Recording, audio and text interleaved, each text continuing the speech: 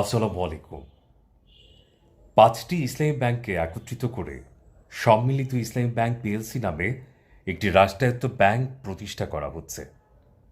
এই ৫টি ব্যাংকের কর্মীদের বেতন ২০% হারে কমানোর জন্য পরামর্শ দিয়েছে বাংলাদেশ ব্যাংক। এসব ব্যাংক তারল্য সহায়তার জন্য বাংলাদেশ ব্যাংকের কাছে সাহায্য চেয়েছিল, তখন এই পরামর্শ দেওয়া হয়। বাংলাদেশ ব্যাংকের কাছে চাওয়া হয়েছিল ১,০০০ কোটি টাকা, কিন্তু বাংলাদেশ ব্যাংক বরাদ্দ দেয় ৩৫০ কোটি টাকা।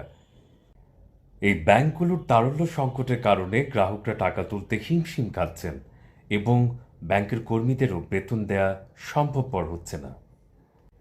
বাংলাদেশ ব্যাংকের একজন কর্মকর্তা প্রথম আলোকে জানিয়েছেন, এসব ব্যাংকের পেছনে আর বেশি টাকা ঢালতে চায় না বাংলাদেশ ব্যাংক, এজন্য খরচ কমিয়ে আনতে বলা হয়েছে। ৫ ব্যাংকে প্রায় ১৬,০০০ কর্মী রয়েছে। অন্তর্বর্তী সরকার ক্ষমতায় আসার পর বাংলাদেশ ব্যাংক এই ৫টি ব্যাংককে ৩৫,৩০০ কোটি টাকার মতো তারল্য সহায়তা দিয়েছে, কিন্তু এই ব্যাংকগুলো এখন পর্যন্ত এই টাকা ফেরত দিতে পারছে না বাংলাদেশ ব্যাংককে।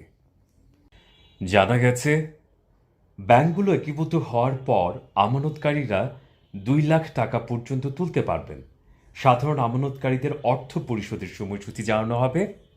ক্ষুদ্র আমানতকারীদের অর্থ পরিশোধকে সর্বোচ্চ অগ্রাধিকার দেওয়া হবে। আমরা যারা কর্মজীবী মানুষ আছি, সেটা ব্যাংক সেক্টর হোক বা অন্য যে কোনো সেক্টর, আমরা সবসময় ভেবে থাকি how to earn money, not how to make the money. আমার মনে হচ্ছে এখন সময় হয়েছে যে আমাদেরকে চিন্তা করা উপার্জনের পাশাপাশি কিভাবে অন্য কোনো সোর্স তৈরি করা যায়। ভালো থাকবেন, ভালো রাখবেন আপনার পরিবারকে। আল্লাহ হাফেজ।